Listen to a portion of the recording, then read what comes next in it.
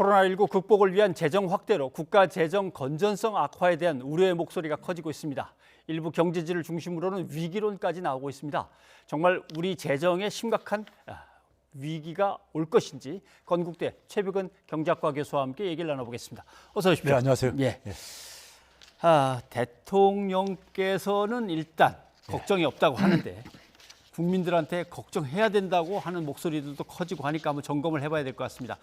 역대 최대 규모의 3차 추경안을 이제 내놓고 있습니다만은 대통령이 6차 비상경제회의에서 이야기한 내용을 한번 듣고 오겠습니다.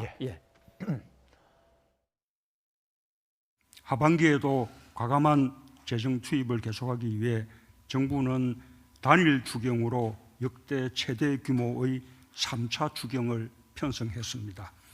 3차 추경까지 더하더라도 우리의 국가 채무 비율 증가 폭이 다른 주요국들의 증가 폭보다 훨씬 적다는 것을 감안해 주시기 바랍니다.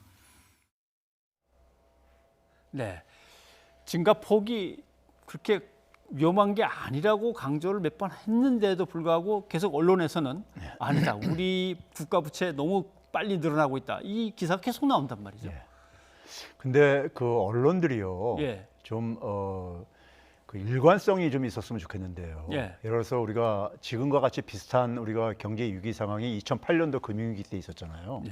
2008년도에 당시에 그러니까는 우리가 유력 그 일간지들이 보도한 내용들을 보게 되면요, 당시엔 논조가 이랬었습니다. 정부에서 이제 추경을 편성을 하니까 당시에도 부양책 강도가 이제 다른 나라에 비해서 너무 적다. 약하다. 이렇게 하거나, 그다음에 이제 수출이 지금 굉장히 위축되는 상황 속에서 수출을 대체할 수 있는 내수 부양의 필요성이 크다. 뭐 이런 식의 이제 주장이라든가요. 그리고 이제 뭐냐면 세수가 늘면은 결국은 이제 그러니까 우리가 경기가 회복되고 세수가 늘면 재정 절차도 나중에 줄일 수가 있다. 그러니까 지금은 걱정하지 마. 지금은 부채 걱정할 때가 아니다. 되게 이런 식의 논조였었어요. 근데 지금에 와가지고는 정반대에 지금 그러니까 이렇게 그 주장을 하고 있거든요. 근데 이제 문제는 뭐냐면요. 우리가 지금 이번에 3차 추경 같은 경우 35조 3천억 원 역대 최고라 그러잖아요. 근데 실제로 그러니까 정부가 지출이 증가시키는 부분은 16조뿐이 안 됩니다.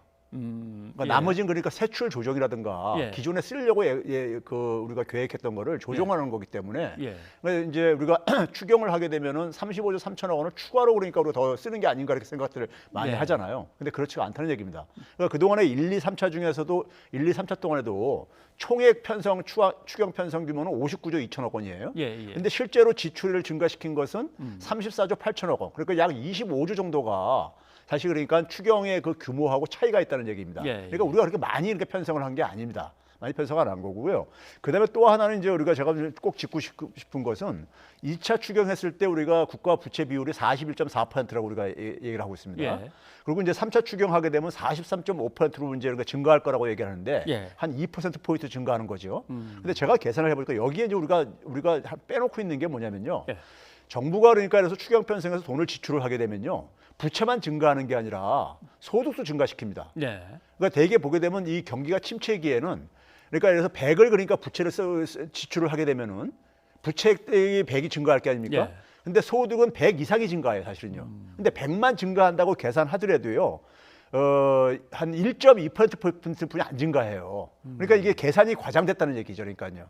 그러니까 왜 이렇게 지금 제가 이렇게 언론이라든가 관료들이 자꾸만 이렇게 이 국가 부채에 대한 우려를 이렇게 부풀려 가지고 자꾸만 이제 그러니까 하는 것은 결국은 이 소위 말해서 재정 지출에 대해서 그러니까 소극적인 이 측면을 가리기 위한 것이다 하는 것을 저는 좀 지적하고 싶습니다.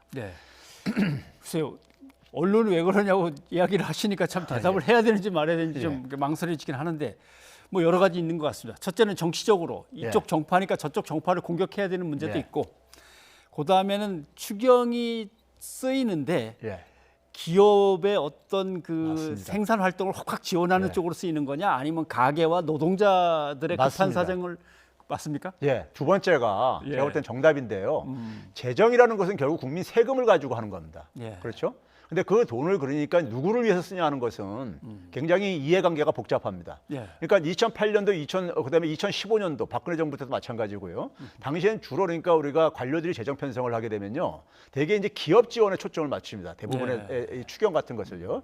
그리고 기업들은 반대할 이유도 없고, 기업들한테 돈이 많이 가게 되면 언론들도 뭐 광고비도 증가하고 해서 아하. 가는 반면에, 근데 이번처럼 그러니까 뭐 긴급재난 지원금 같은 경우는 가게한테 직접 주는 거잖아요, 돈을. 예, 그러니까요. 예. 그러니까 이거 뭐 기업한테 갈 돈도 아니고 그러니까요. 이제 그러다 보니까는 결국 뭐냐면 공공자원을, 재정이라는 공공자원을 그러니까는 사회 구성원들을 누구한테 그러니까 이거 줘야 되느냐 했을 때, 예. 지금 상황에서 가장 필요로 하는 것은 제가 볼 때는 가게라든가 실직자라든가 자영업자라든가 이런 이제 취약계층들한테 사실은 가야지만이 실질적인 효과가 있는데, 거기에다 지출하는 것은 굉장히 인색하다 이거죠. 예. 그래서 IMF 때 기업들한테 갈 돈을 더 늘려라 했던 거와 지금 실업자나 자영업자들 아무래도 문 닫게 생겼는데 이쪽에 빨빨 쏟아 부어야 된다와 언론들의 보도가 차이가 날 수밖에 없죠. 그렇죠. 그러니까 당시에도 뭐냐면은 IMF가 그러니까 적극적인 재정 편성을 하는 것을 그대로 인용을 해가지고 그 당시에는 뭐냐면 재정을 더 과감하게 편성을 하라 이렇게 주장을 한 반면에는요. 지금도 IMF는 똑같은 주장을 하고 있는데, 네. 지금은 근데 국내 언론들은 뭐냐면 오히려 이 빚이 그러니까 뭐 빛의 속도로 증가한다 뭐 이런 식으로 이제 그러니까 겁을 주고 있죠. 예. 알겠습니다. 그런데 지금 3차 추경 아닙니까? 예. 아무래도 또 해야 될 거고 예. 내년도 어떻게든 또 준비를 할 것들이 예. 많고 계속 이렇게 나가도 뭐 재정 건전성에는 문제가 없겠습니까? 지금 그러니까 제가 계산한 게요, 42.6%입니다. 42. 예, 일부 언론에서 43.5%라는데 이거는 그러니까 42.6% 제가 최대치로 잡은 거예요. 예. 최대치로 잡은 건데 42.6%면요. 우리가 IMF에서 50 미만은 있잖아요. 예. 국가 부채 걱정할 나라가 아니다. 이렇게 규정을 하고 있습니다. 그러니까 아직도 뭐냐면은 우리가 한 7%포인트 정도 더 그러니까 쓸 수 있는 여력이 50%까지 간다면요. 있는 나라라는 얘기죠. 말씀하신 대로 뭐 외국에는 100, 일본 같으면 맞습니다. 200이 넘었으니까. 올해 선진 국가들 평균이 120% 정도 얘기를 하고 있습니다. 네, 알겠습니다. 기본소득 얘기를 해봐야겠습니다. 예. 갑자기 여야가 기본소득 쪽으로 예. 이렇게 확 방향을 선회해서 본격적인 논의를 하는 건 아닙니다만 얘기는 계속해서 나오고 있습니다. 먼저 어떤 얘기들이 나오는지 한번 정리를 한번 해보고 들어보겠습니다. 4차 산업혁명을 위한 여건 조성, 아울러서 이로 인해서 파생되는 기본소득 문제를 근본적으로 검토할 시기가 아닌가 생각을 합니다. 국가와 사회는 국민의 기본적 생활을 보장하고 특히 경제 사회적 불평등 구조를 바로잡는 데 적극적으로 나서야 한다고 생각해 왔습니다. 예. 김종인 위원장, 그다음에 국민의당 안철수 대표 두 이제 야당 대표들 얘기를 들어봤는데 모두에게 얼마씩 쫙 똑같이 나눠준다. 이것이 우리 경제한테 어떤 식으로 도움이 됩니까? 도움이 되는 거는요. 오늘 저 KDI에서 경제동향 전망을 발표했어요. 예. 근데 거기 이제 뭐라고 나와 있냐면 우리 지난 시에도 얘기했듯이 지금 4월달, 5월달 수출이 급감을 하고 있습니다. 예. 한 25% 안팎으로 그러니까 감소하고 있죠. 그게 이제 주로 제조업에 충격을 가하고 있고요. 그런 이제 이 불확실성이 굉장히 산업 생산이 줄어들고 있고요. 예.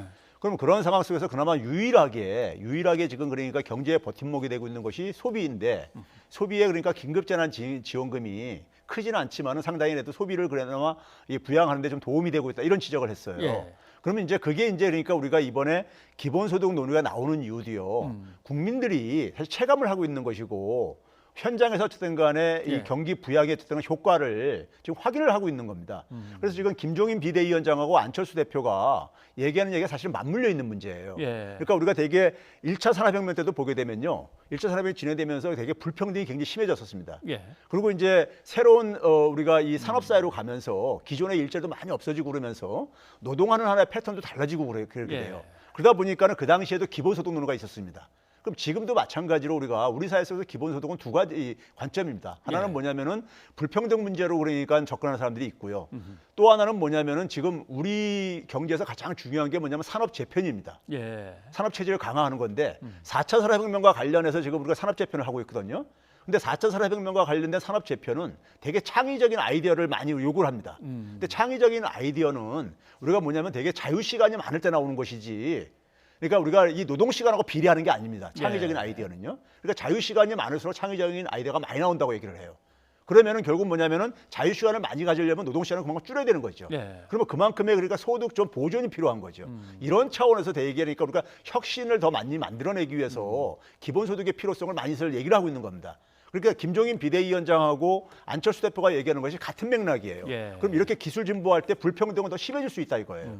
그래서 그 두 가지 문제를 동시에 풀 수 있는 게 기본소득이라는 걸로 이제 우리가 접근할 수가 있는 거죠. 알겠습니다.